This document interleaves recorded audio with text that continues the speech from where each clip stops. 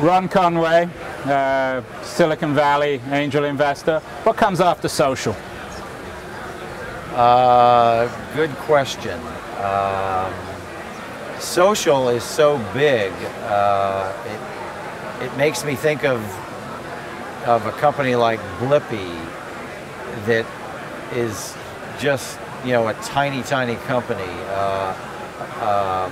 Blippi's where people actually exchange credit card information about themselves. It's another social avenue. Bump, where people exchange information about themselves, and now they're going and exchanging payments together. Daily Booth, where people communicate with each other via photos and microblogging.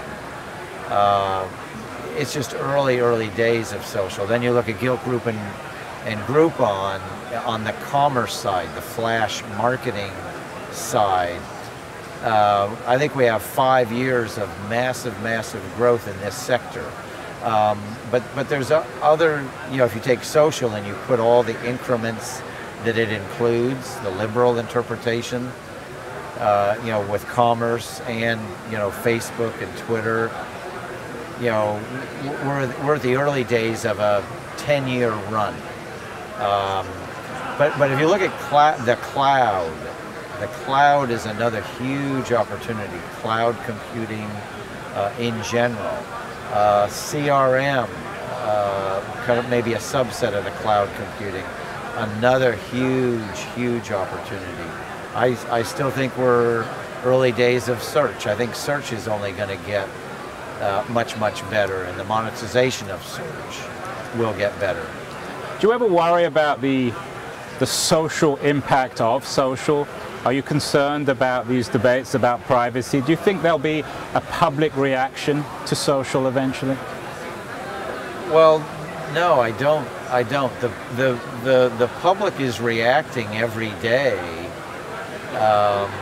favoring social media because they're subscribing to it every day. Facebook and Twitter and Blippi and Daily Booth, all these social media services are having astronomical growth.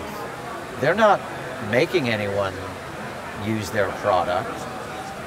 It's growing by word of mouth. Consumers are voting with their feet. They're opting in, or voting with their keyboard in this case. But consumers are opting into these services because they have value. The privacy concerns, consumers, I think, have their eyes wide open on what they're disclosing, and Facebook, Google, Twitter, Apple are constantly reminding them about privacy, and so consumers with full disclosure are opting into these services, and they're allowed to share and not share about themselves whatever they wish, and the services are building them that way, where you only share what you want to share. You're a midwife of this revolution, and it goes way beyond technology. It's changing the world. Is there anything that worries you? Not really. Nothing? No, I just keep thinking about innovation. I mean, Paul Graham, for example, wrote a piece recently in which he said he doesn't use an iPhone, and he's worried about minimalizing his attention and focusing. Does that worry you at all?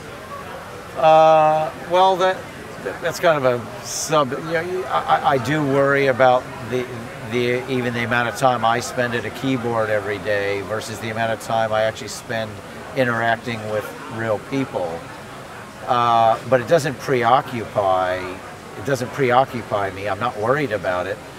That's a decision every person gets to make for themselves. These are just all great options in social media that people have never had before, and based on the adoption of Facebook and Twitter and Blippi and Daily Booth, consumers are very excited about this innovation.